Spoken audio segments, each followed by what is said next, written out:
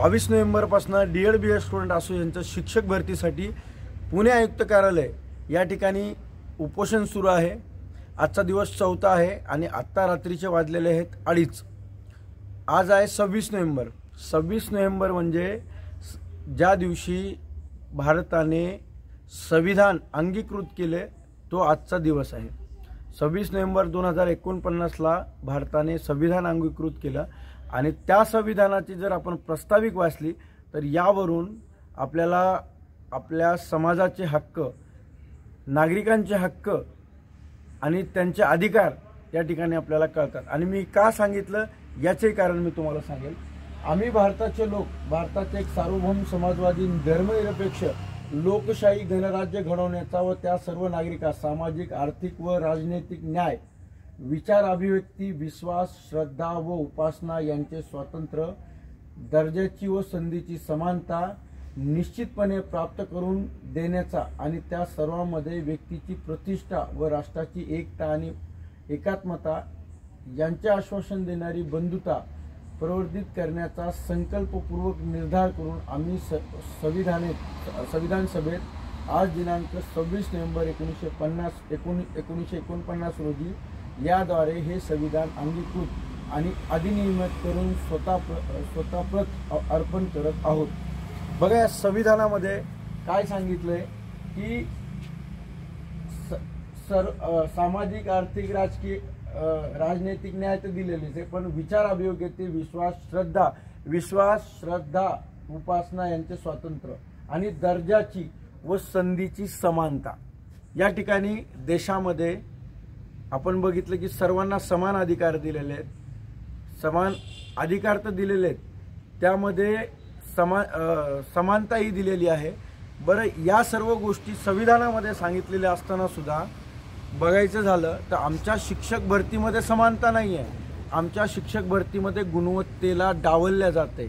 गेल्या 1 वर्षापासून शिक्षक भरती झाली आहे, परंतु शिक्षक भरती झाल्यानंतर सुद्धा आज हे जे शिक्षण आयुक्त कार्यालय आहे, आज बघा आज किती चांगल्या प्रमाणे इथे संविधान दिवसाची तयारी चालू आहे। म्हणजे रात्रीच्या वेळेला एवढं चांगल्या प्रकारे या ठिकाणी त्याला सजवलंय आणि एका ठिकाणी त्याच समानतेसाठी आणि त्यामध्ये विश्वास, श्रद्धा, त्यानंतर वेगवेगळे त्याच्यामध्ये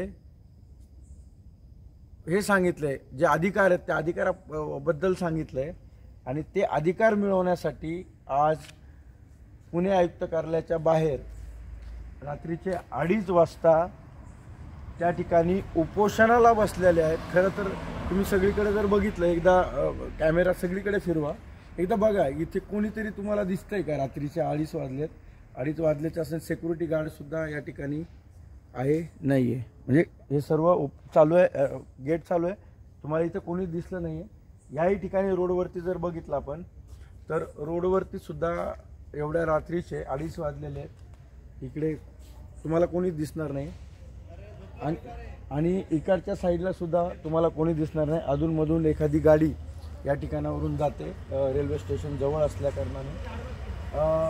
मित्रांनो, 2:30-2:45 या ठिकाणी वाजत आहे आणि हे आंदोलन सुरू आहे आमचं शिक्षक भरतीच्या मागण्यासाठी। त्याचं लाईट ऑन करा ना। शिक्षक भरतीच्या ह्या मागण्यासाठी आम्ही या ठिकाणी बसलेलो आहोत। ह्या ज्या मागण्यासाठी आम्ही त्या ठिकाणी उपोषण करतो आणि खरं तर आमचं जे काही उपोषण आहे त्या उपोषणाच्या ज्या काही मागण्या आहेत, त्या मागण्या जे संविधान या ठिकाणी मी त्याची प्रस्ताविक वाचलेली आहे, त्या प्रस्ताविकेला अनुसरणच आम्ही जे हक्क मागतोय, आम्ही जी समानता मागतोय, ती समानता, तेच हक्क या ठिकाणी आम्हाला मिळावेत म्हणून आम्ही या कार्यालयाच्या बाहेर या ठिकाणी उपोषण करतोय। हे आहेत आमचे सहकारी संतोष लष्करे, नांदेडचे आहेत आणि हे बसलेले आहेत आजपासून बेमुदत अन्नत्याग उपोषणासाठी। सर, अन्नत्याग उपोषण त्यांनी केलेलं आहे। मला म्हणजे नेमका आपण आता अन्नत्याग उपोषणाला बसलो आहे। खरं तर गेल्या 4 दिवसापासून आपण इथे या ठिकाणी उपोषण करतोय, बसलोय। खरं तर कुठल्या प्रशासनाने पण दखल घेतली नाही. एखाद्यानं विचारलं नाही की बाळांनो थंडीचे दिवस आहेत, बाहेर मच्छर चावतात, थंडीचं काही होईल, कुणीतरी प्रशासनानं दखल घेणं अपेक्षित असतं. काम असो हो न हो काही असो, परंतु काय चाललंय काय नाही आहे अजिबात नाही. आम्ही याआधी सुद्धा आंदोलन केलेली होती 18मध्ये. त्यावेळेस माननीय शिक्षण मंत्र्यांचे कॉल यायचे, त्यावेळेस आयुक्तांचे कॉल यायचे, त्यावेळेस प्रशासनातून मधून अनेकांचे कॉल यायचे, विचारणा करायचे की तुम्ही झोपलात हे केलं. परंतु आताची जर परिस्थिती बघितली तर कोणाचाही कॉल नाही, कुठल्याही अधिकाऱ्यांचा या ठिकाणी येऊन आम्हाला ज्या मागण्यासंदर्भातली कुठलीही चर्चा आज 4था दिवस आहे झालेली नाही आहे. फक्त एका शिपायाने वरतून येऊन आम्हाला जे कागद दिला तेवढंच काय ते आमच्या हातामध्ये आहे. बाकी आमच्या कुठलंही काही आयुक्त कार्यालयातून आम्हाला कुठलीही आश्वासन किंवा कुठलीही माहिती त्या ठिकाणी दिलेली नाही. आपले जे सहकारी आहेत ते सहकारी आजपासून उपोषणाला बसलेत. किती दिवस आता आपल्याला उपोषण करायचे सर? आणि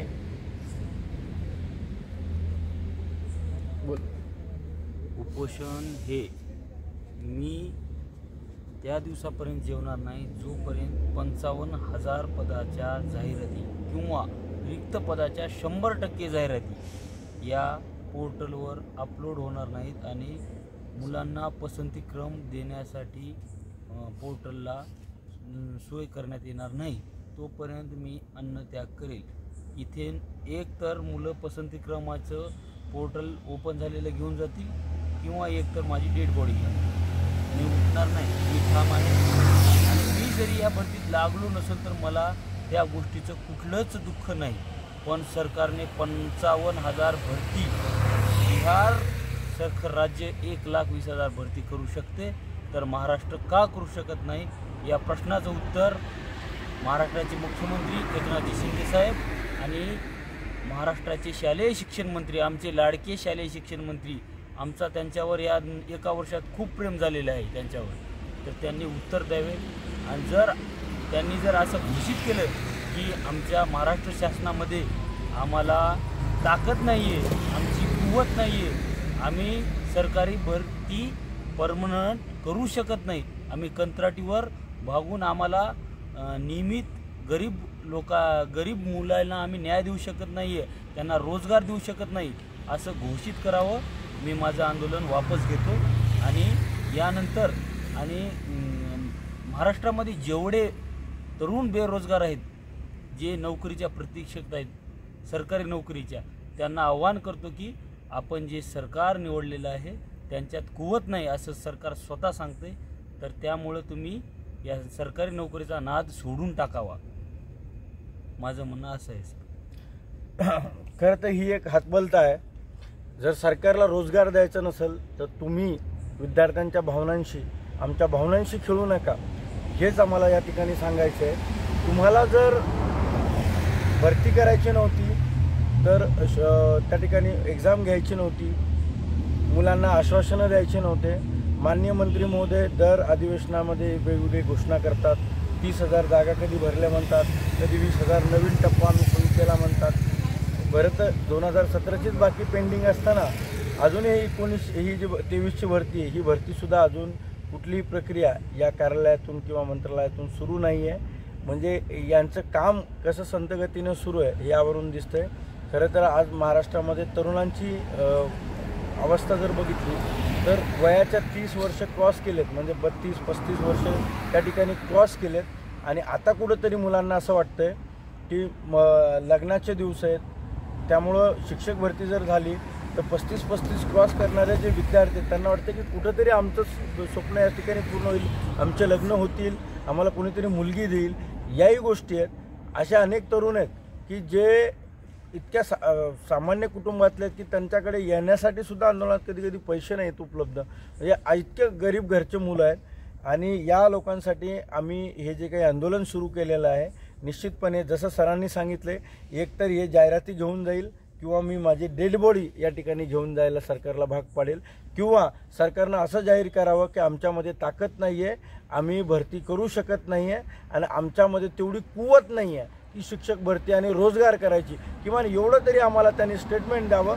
तरी त्यांनी जर मान्य केलं की आमची कुवत नाही, आम्ही 100% या ठिकाणी आंदोलनातून उठतो आणि शिक्षक भरतीचा नादसुद्धा सोडतो.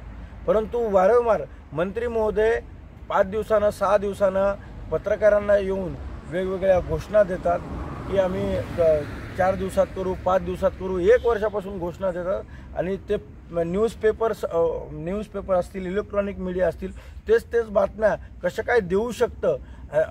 आम्हाला हे आश्चर्य वाटतं की बाबा ह्या घोषणा जर दर 15 दिवसांना दिल्या जातात, मग याच्या पुढं सुद्धा काही प्रश्न असतील की नाही, याच्या पुढं सुद्धा त्यांना काही विचारणं असेल का नाही, तर तेवढेच प्रश्न आहेत. हे आम्हाला सुद्धा आता त्याच्यामध्ये हे करायला लागले किंवा आम्हाला कोणी वाली आहे का नाही महाराष्ट्रामध्ये, आमच्याकडे कोणी बघणारं आहे का नाही. आम्ही जर रस्त्यावरती या ठिकाणी झोपतो, एवढ्या थंडीमध्ये असेल, एवढ्या मच्छरामध्ये झोपत असेल, अन्नत्याग केलेला असेल, एवढं सर्व करून कोणामध्ये संवेदनशीलता आहे का नाही, एखाद्या राजकीय नेत्यामध्ये आमची दखल कोणी घेणार का नाही. या ठिकाणी प्रशासन तर गेंडाच्या कातड्याचे आहे, प्रशासनाने तर दखल घेतली नाही, सत्ताधारी पण दखल घेत नाही, विरोधी पक्ष असतील, कोणीतरी समाजातील घटक असेल, आमच्या संवेदना कळत असतील, आमचे हाल त्या ठिकाणी कळत असतील. लेकरं बाळं सोडून, ज्यांचे लग्न झाले ते लेकरं बाळं सोडून या ठिकाणी उपोषण करताय. गेल्या 4 दिवस झाले यांनी तर अन्नत्याग सोडलाच आहे, पण निश्चितपणे अजून काही गोष्टी सांगतो की सोमवार मंगळवार नंतर आणखीन काही उमेदवार आहेत जे या ठिकाणी अन्नत्याग उपोषण करतील. एवढंच नाही तर संतोष सरांचं असं म्हणणं आहे की जर मंगळवारपर्यंत शासनाने दखल नाही घेतली तर मी पाणीसुद्धा त्याग करणार आहे त्या ठिकाणी. म्हणजे एवढी जर महाराष्ट्रामध्ये विदारक परिस्थिती आहे. तरुण जर या ठिकाणी आजच्या 26 नोव्हेंबर म्हणजे आज संविधान दिवस, मी तुम्हाला प्रस्ताविकही वाचून दाखवली आहे. आज खरं तर आश्चर्य वाटतं की याच्यामध्ये पूर्ण जगामध्ये सर्वात मोठी लोकशाही असणारा देश आपला भारत देश आहे आणि यामध्ये लोकशाही पाळली जाते. परंतु त्या लोकशाहीमध्ये आमच्यासारख्या तरुणांचे हक्क त्या ठिकाणी सरकार अबाधित ठेवत नाही, हिरावून घेते. कधी असं वाटतं की ही वाटचाल आता काय हुकुमशाहीकडे चालू आहे का काय, असंही या ठिकाणी वाटायला लागतंय. आज 4 दिवसापासून आमची दखल घेतली नाही. निश्चितपणे ते दखल जरी घेतलेली नसतील आणि त्यांना जरी असं वाटत असेल की हे मुलं बसतील, उठतील, जातील, आम्हाला काही यांचं देणं घेणं नाही, तर आम्ही एक गोष्ट निश्चितपणे सांगू शकतो की संघर्ष हा देशसुद्धा स्वतंत्र झालेला आहे संघर्षातून. ज्या देशामध्ये अहिंसेच्या मार्गाने आंदोलन करणारे महात्मा गांधी आहेत, त्याच देशामध्ये आक्रमकपणे आणि आपली भूमिका अतिशय आक्रमकपणे जाऊन समाजामध्ये मांडणारे भगतसिंग, राजगुरू, चंद्रशेखरसुद्धा आहेत. त्यामुळं आमची ही जी काही अहिंसेच्या मार्गाने आणि शांततेच्या मार्गाने चाललेलं हे जे काही आंदोलन आहे, ते आंदोलन आम्हाला भगतसिंगाच्या मार्गाने आणि चंद्रशेखर राजगुरूंच्या मार्गाने या ठिकाणी कोणी होऊ नये, कोणी असं काही करू नये, एवढीच या ठिकाणी आम्ही हे करतोय. कारण खरं तर परिस्थिती खूप वाईट आहे. या ठिकाणी आपल्या महिलासुद्धा आहेत, सावित्रीच्या लेकीसुद्धा या ठिकाणी बसलेल्या आहेत, गेल्या 4 दिवसापासून बसल्यात. इचलकरंजीच्या मॅडम आहेत, आसावरी बाबरे मॅडम, ह्यासुद्धा बसल्यात. आजचा 26 नोव्हेंबर आहे मॅडम, संविधान दिवस आहे आजचा. नमस्कार, मी सौ आसावरी बाबर, मी इचलकरंजीहून आहे. या आंदोलनासाठी मी अगदी पहिल्या दिवसापासूनच इथं माझी हजेरी लावलेली आहे. मला असं वाटतं की आता इथं पहिल्यांदाच आम्ही असं इथे रस्त्यावरती राहिलो आहे.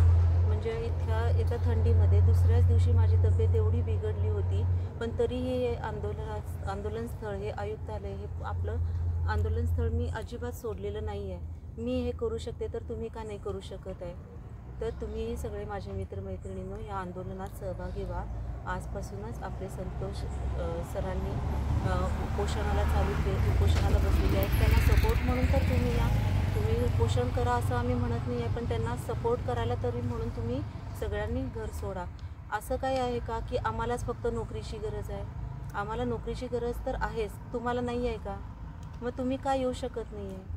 तर माझी विनंती आहे की तुम्ही सर्वांनी या आंदोलनामध्ये सहभागी व्हा. धन्यवाद. मित्रांनो, मन आहे मराठीमध्ये, दे रे हरे पलंगावरी.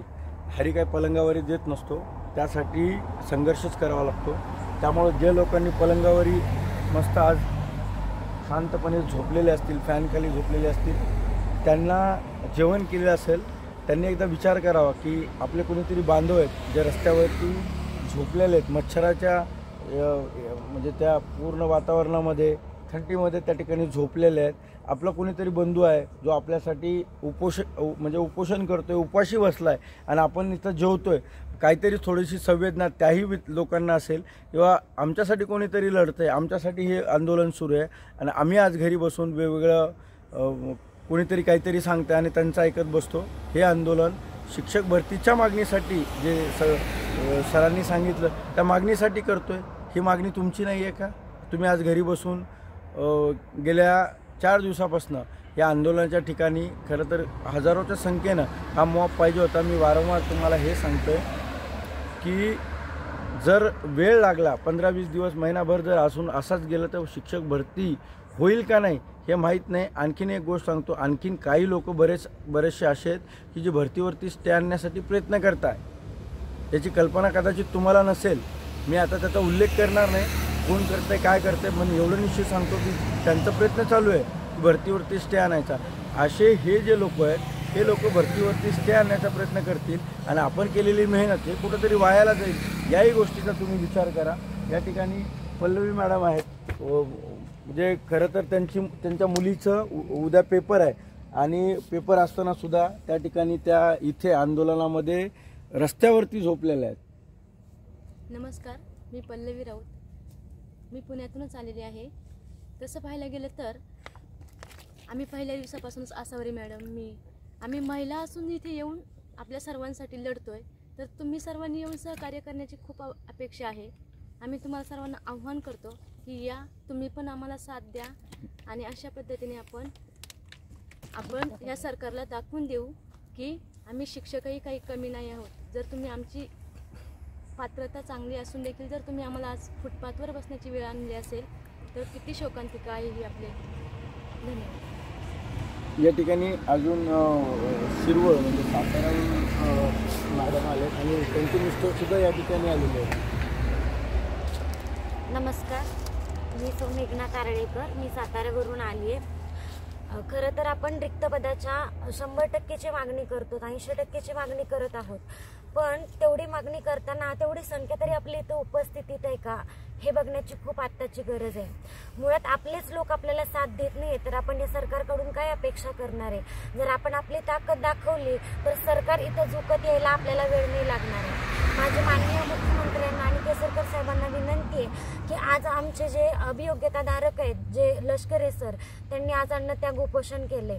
तर त्यांच्या जर जीवाला काही झालं तर हे शिक्षक बांधव तर या सरकारला कधीच माफ नाही करू शकणार. एवढ्या तळमळीने किंवा विश्वासाने या सगळ्या अभियोग्यताधारकांनी तुम्हाला तुमचे नेतेपद दिले, ते फक्त आणि फक्त या सगळ्या लोकांच्यामुळे. तर यासाठी जर तुमचं काही कर्तव्य लागत नसेल तर तुमच्या या पदाचा काहीच उपयोग नाही आहे. तर मला असं वाटतं आपल्या अभियोग्यताधारकांनी लष्करे सरांना अगदी सपोर्ट करण्यासाठी जिथून कुठून तुम्ही येत असाल तर लवकरात लवकर इथे उपस्थित राहा. आपण अभियोग्यताधारकही काही कमी नव्हत हे आपण सरकारला दाखवून दिलं पाहिजे, एवढंच माझं म्हणणं आहे. धन्यवाद. या ठिकाणी नांदेडवरून आपले सहकारी आहेत. मित्रांनो, सर्वांना सर्वप्रथम संविधान दिनाच्या मनपूर्वक शुभेच्छा. संविधान दिनाच्या दिवसासुद्धा या शिक्षक पदभरती संदर्भात रस्त्यावर फुटपाथवर झोपण्याची, जागे राहण्याची, रात्रीच्या 3 वाजतासुद्धा सर्व अभियोग्यताधारकांचं प्रतिनिधित्व करता असताना या संविधान दिनाच्या दिवशी आम्ही इथं रात्रभर जागे आहोत. माझी या सरकारला विनंती आहे की संविधान दिनाच्या दिवशी तुम्ही फुटपाथवर जर झोपण्याची या 22 शिक्षकांवर वेळ येत असाल तर निश्चितच तुम्ही तुमच्या या राजकारणामुळं, तुमच्या या स्वतःच्या स्वार्थामुळं आमच्यासारख्या उद्याच्या विद्यार्थ्याचं भवितव्य घडविणाऱ्या आमच्या पिढीला जर तुम्ही रोज त्यावर झोपत असाल तर कुठंतरी तुम्हाला त्याची थोडी तरी लाज वाटली पाहिजे.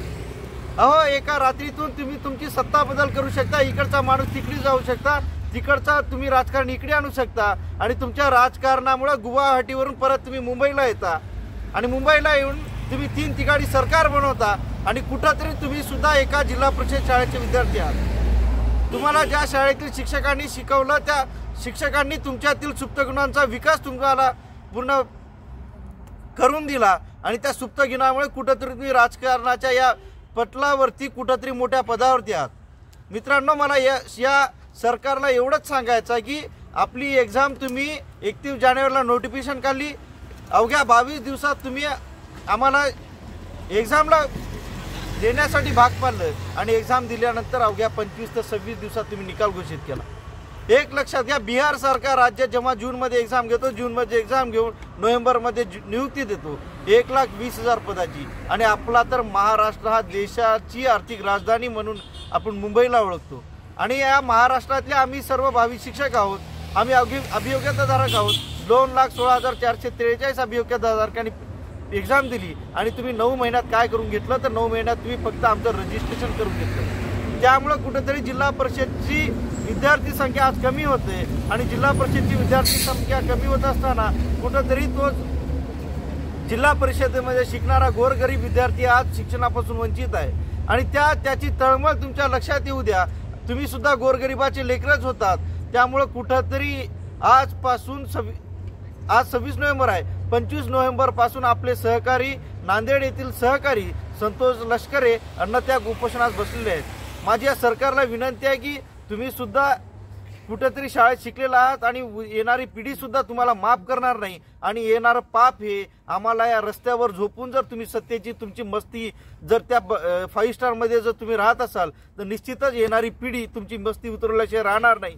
त्यामुळे माझी या सरकारला विनंती आहे की येत्या 8 दिवसात तात्काळ तुम्ही जाहिराती प्रसिद्ध करा. येत्या 8 दिवसात जर तुम्ही जाहिराती तत्काळ प्रसिद्ध नाही केल्यात तर आमच्या सहकार्यासोबत आम्ही सुद्धा येणाऱ्या मंगळवारपासून कुठंतरी अजून कठोर निर्णय घेऊ. आणि आम्ही सध्या गांधी मार्गाचा अवलंब केला आहे.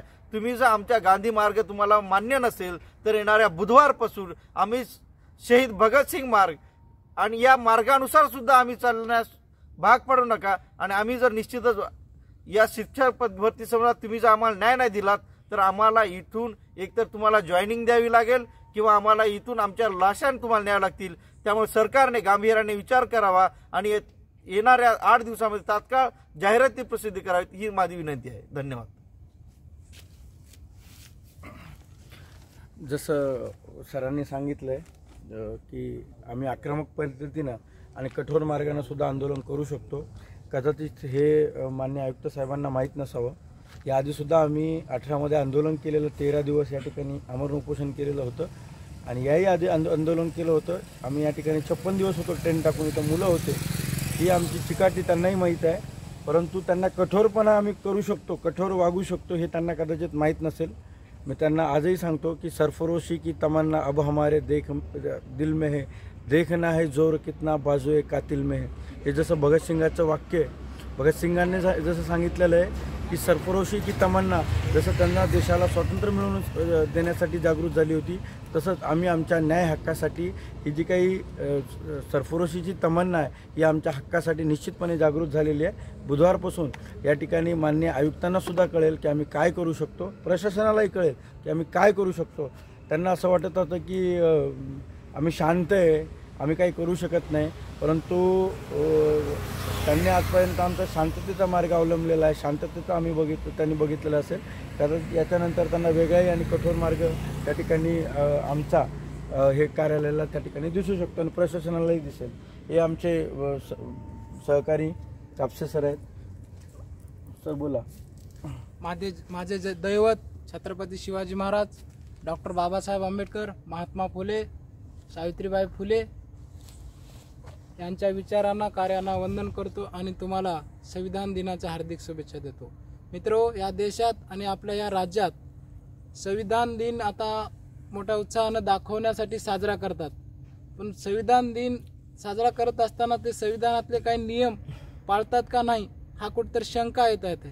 कारण का भारतीय राज्यघटनेमध्ये अनुच्छेद 21(अ) मध्ये अशी तरतूद आहे की 6 ते 14 वयोगटातील मुलांना प्राथमिक शिक्षण देणे हे मूलभूत अधिकार आहे 86व्या घटना दुरुस्तीनुसार. तर मित्रो, आज तुम्हाला माहीत आहे महाराष्ट्रामध्ये अशा बऱ्याच ठिकाणी शिक्षक नाहीत. शिक्षक नसलेल्या अभावामुळं विद्यार्थी नाहीत. मग अशा परिस्थितीमध्ये शिक्षक भरती करण्यासाठी आम्ही मागील 4 ते 5 दिवसापासून रस्त्याच्या फुटपाथवर झोपलेलो आहोत. का? आमचे लेकरं बाळं, माझे माय बाबा गावी सोडून असे या ठिकाणी झोपत आहोत. माझ्याबरोबर आमचे आईवडील, माझे माय बाबा, माझे लेकरं, माझी बायको त्या ठिकाणी काय विचार करत असतील. मी येते 4 दिवसापासून कुठल्या परिस्थितीमध्ये आहे, माझी काय परिस्थिती आहे, इथे राहण्यासाठी 2 टाईमचं जेवण आहे, अशा अनेक बाबी आहेत. तर मित्रो, मी विद्यार्थ्यांना चांगला धडा शिकून वेगवेगळ्या पदापर्यंत नेण्याची माझी ऐपत आहे. तर सरकारला देखील वेगळ्या प्रकारे धडा शिकवण्याची हे देखील ताकद आमच्यामध्ये आहे. तर मला दीपक केसरकर साहेब, मुख्य म्हणजे देवेंद्र फडणवीस साहेब आणि त्यानंतर आपले मुख्यमंत्री एकनाथजी शिंदे साहेब यांना आव्हान समजा की विनंती समजा, येत्या 8 दिवसामध्ये आमच्या योग्य मागण्या आहेत ते पूर्ण करा, अन्यथा त्याचा परिणाम माझा विचार आहे बुधवारपासून किंवा येणाऱ्या 4 दिवसापासून आमचे मित्र लष्करे सर ज्याप्रमाणे अन्नत्याग उपोषण करत आहेत त्याप्रमाणे माझा विचार देखील होत आहे. कारण सरकारला असं जाग येण्यासारखं दिसत नाही. का? की आम्ही मागील 3 आंदोलने केले आहेत. त्या आंदोलनांना आम्हाला खोटे आश्वासन दिले आहेत अधिकारी किंवा शिक्षण मंत्र्यांनी की नाही ठीक आहे 15 दिवसात आपलं मार्गी लागेल, 15 दिवसात मार्गी लागेल. गेल्या 9 महिन्यापासून यांचे आश्वासने पाहिलेले आहेत, रोडमॅप पाहिलेले आहेत.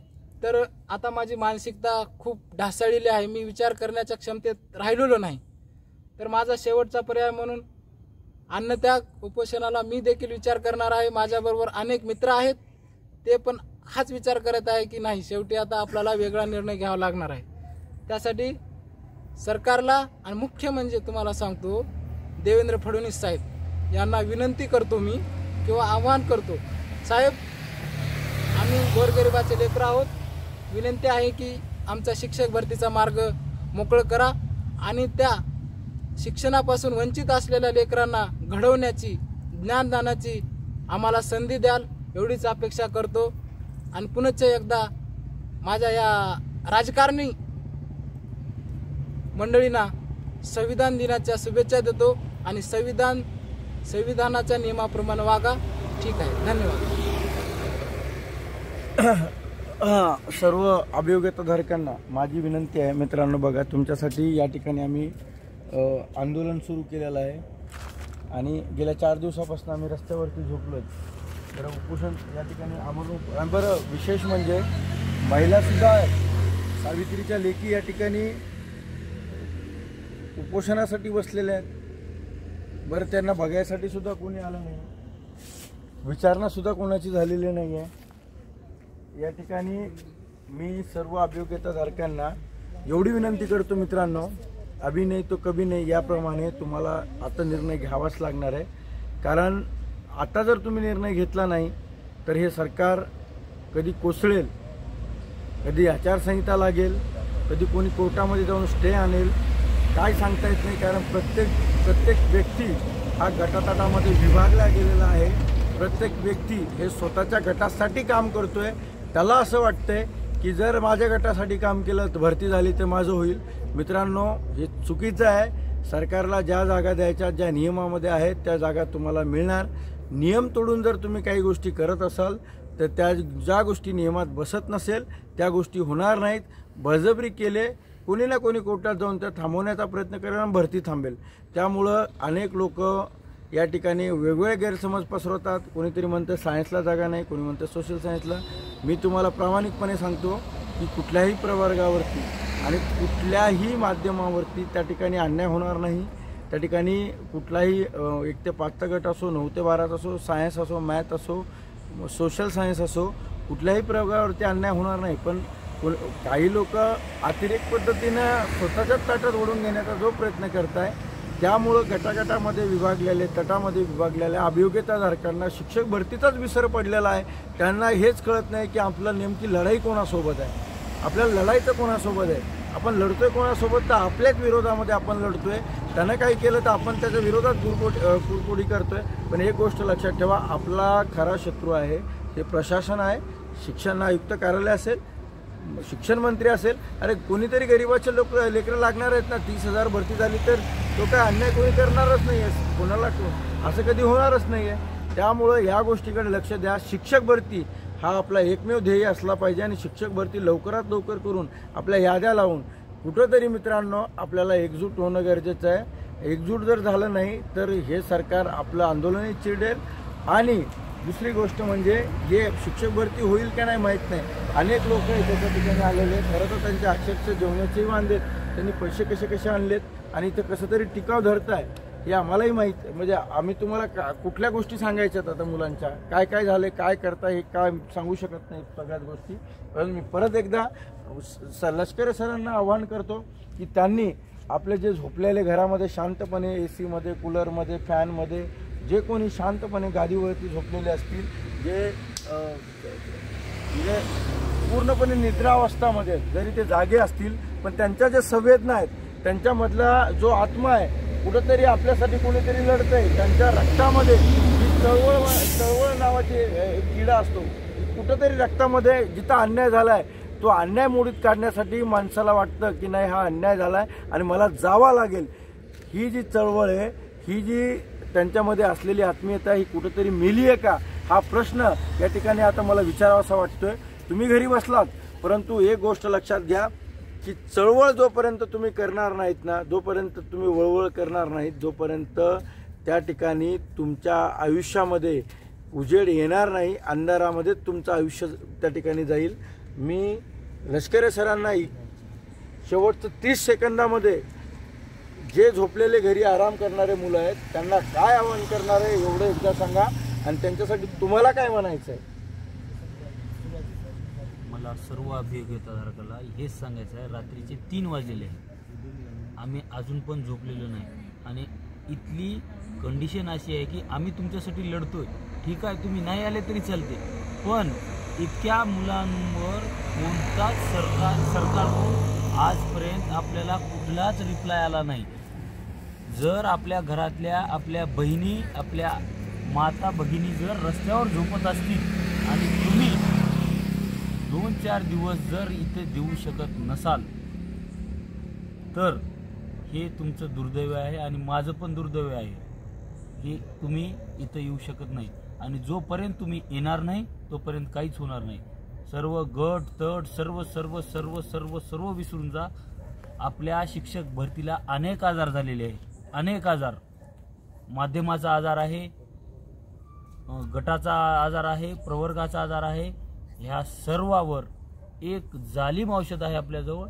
एकाच टप्प्यात रिक्त पदाच्या 100% जागा भरा आणि आपली तीच मागणी आहे. आणि ह्या मागणीत मी बदल करणार नाही. कधीपर्यंत करणार नाही? जोपर्यंत माझ्या श्वासात श्वास आहे. त्यानंतर माझा श्वास गेल्यानंतर माझ्या डेड बॉडीवर जर कोणाला माझ्या ते म्हणतात ना मड्याच्या लोणीवरचं टाळूवरचं लोणी जर कोणाला खायचं असेल तर ते नंतर कोणाला खायचं त्यानं खाऊ शकते.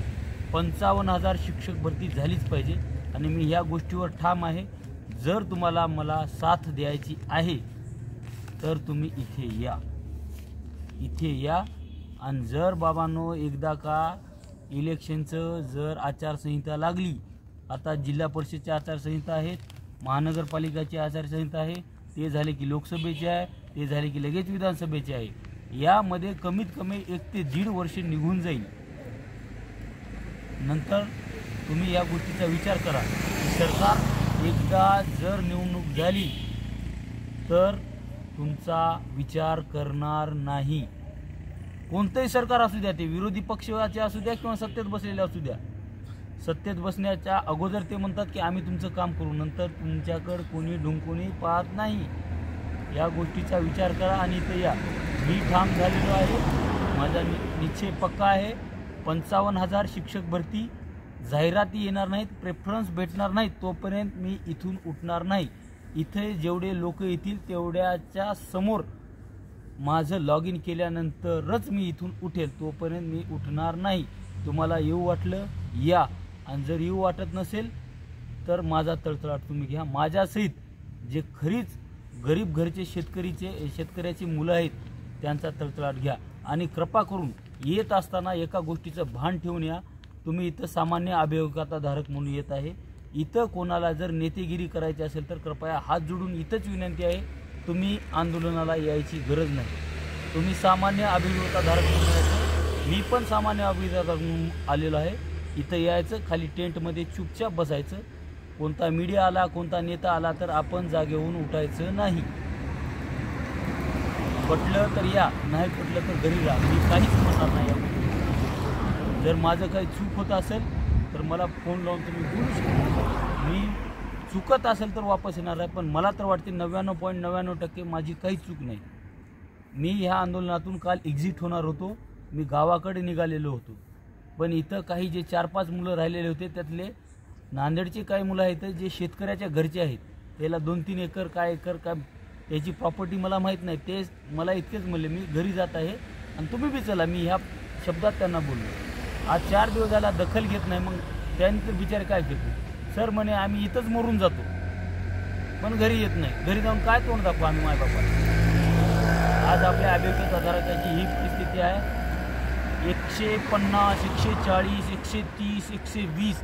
मी स्वतः 128 मार्क घेतलेला विद्यार्थी आहे. म्हणजे गावामध्ये निकाल लागलेल्या दिवशी 70-80 स्टेटस लागलेले होते. जिल्हा परिषदपदी निवड झाल्याबद्दल हार्दिक अभिनंदन.